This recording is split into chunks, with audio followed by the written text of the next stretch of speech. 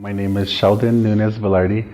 I am from the Jicarilla Apache Nation in northern New Mexico, and I am a master potter and also basket weaver and beadworker. I was first introduced to beadwork, and that was like when I was 11 years old. Yeah. And my grandmother was the one who taught me how to do that. It gradually grew from from beadwork, and then next was pottery. And I believe I was 13 years old. I had my grandmother, she had her great grandmother's pots in her curio cabinet, and I used to look at them when I was younger and wondered how they were formed. And I asked my grandmother one year, and she had told me I never paid attention to my grandma. She said I was too naughty. She said she was running around. So my grandma said I don't know how to do them. She said I never paid attention. So we left it at that. But I still admired the pots.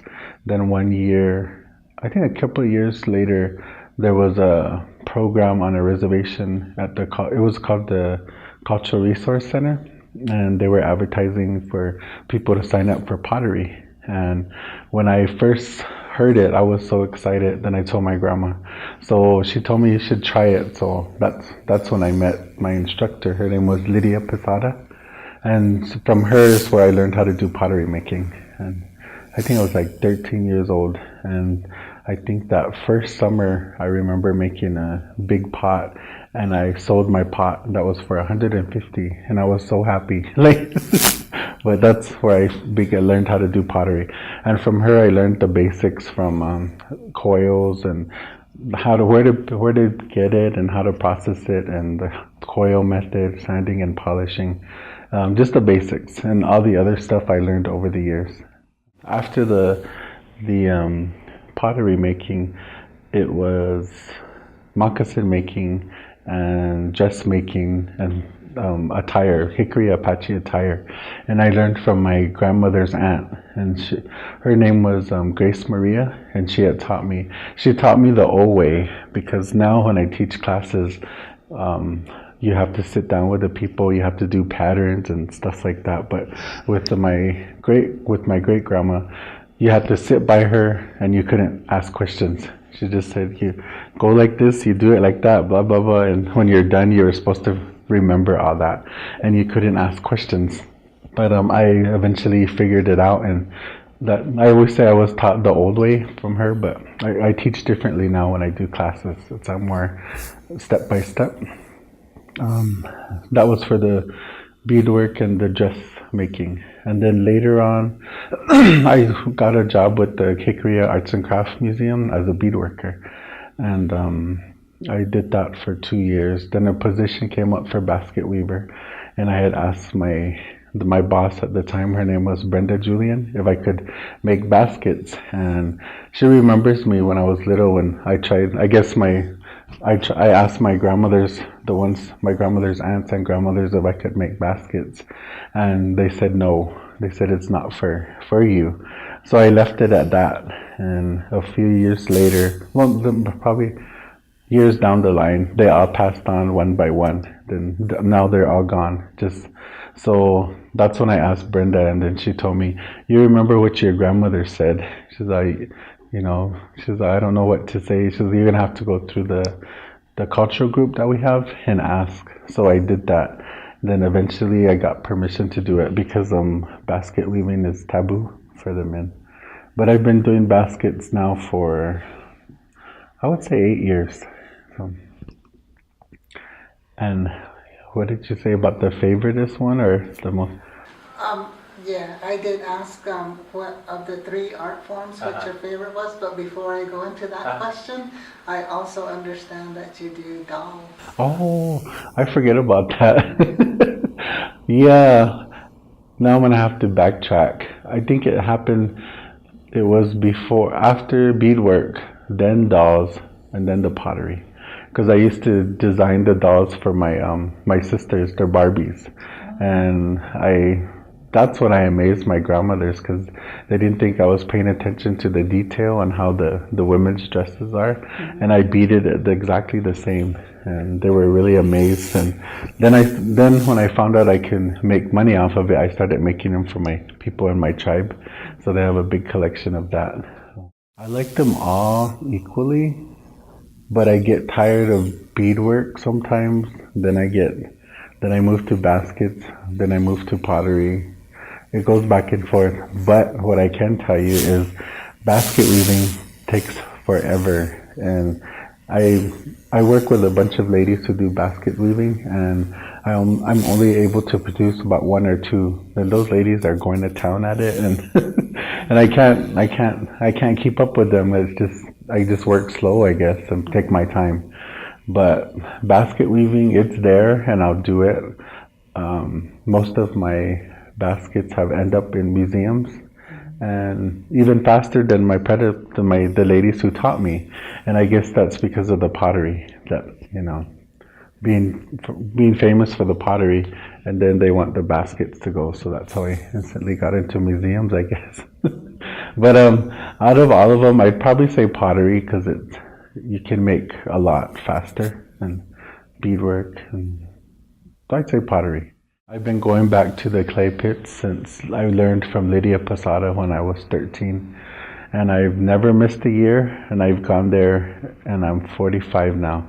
So since then, that age of 13 all the way to 45, I've been to the clay pits every year, and I've never missed it. Where we get our clay, we don't have clay on our reservation. We get it where our ancestors used to dig it, and it's a special feeling going back to our old ancestral lands, and going back to I don't know if you ever been to northern New Mexico. No. There's the Rio Grande, and our clay pits are on the west side of the Rio Grande. And then there's a big valley. There's mountains on where our clay pits are. Then you can see the Sangre de Cristo mountains, where Taos and the other mountain. There's clay on the other side also. But that whole land used to be our traditional territory. So when I go there, my heart feels happy there. So. So do you have any problems digging the clay? Are there restrictions or certain areas where your traditional homelands where you're not allowed to dig anymore? No, that's all on U.S. property, on the government. But back in the days, I used to just go dig, and I didn't care. But getting older, I started getting permits the normal way, but this was a few years ago. Then I found out that through our tribe we have what is it called? The TIPO office, where they deal with the cultural parts on the outside world, like with the government. So I got a way to go through them, so we can go to the clay pits without paying anything, and we can go anytime. Because the normal way is it's only certain times during the summer that you can, and you have to pay. So I go through our tribal office to get it. There's not really no restrictions. It's because, like I said, I can get through that loophole. But when I go dig clay, I get as much as I can, so I fill up my truck bed, and that usually lasts me throughout the whole year. And then twice a year I go. I had Indian market this past August, and then I had Santo Domingo market. Then our feast day, all the pots that I'd done for each of them, they sold out. So then I had nothing after our feast day, and then I knew I was coming here. So in my mind, I thought, well, I should make smaller pieces. So I made a bunch of smaller traditional style pots that I normally don't do.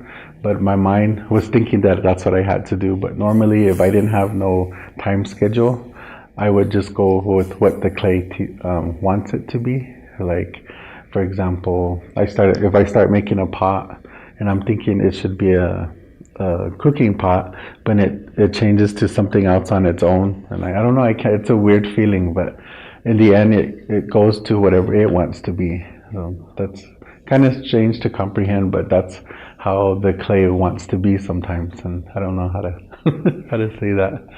So how do your ideals come to you? They come from everywhere. Being here at the museum, I got so many ideas. just with yesterday going through the vaults, I was looking at the Tohono style and the designs, and with the beadwork that am I saying with both aspects or all my aspects in art, or like for example the beadwork, the dolls we've seen yesterday, I was so amazed, and I'm making a pair of dolls now for a museum, and they asked me to do a male doll, and I never did a buckskin. I didn't know how the pattern was until yesterday when we went to the vaults to look at the collection, and I seen a pair, so we started taking pictures of it, and right now I have the pictures, so I'm going to duplicate that so I can do a traditional style man doll.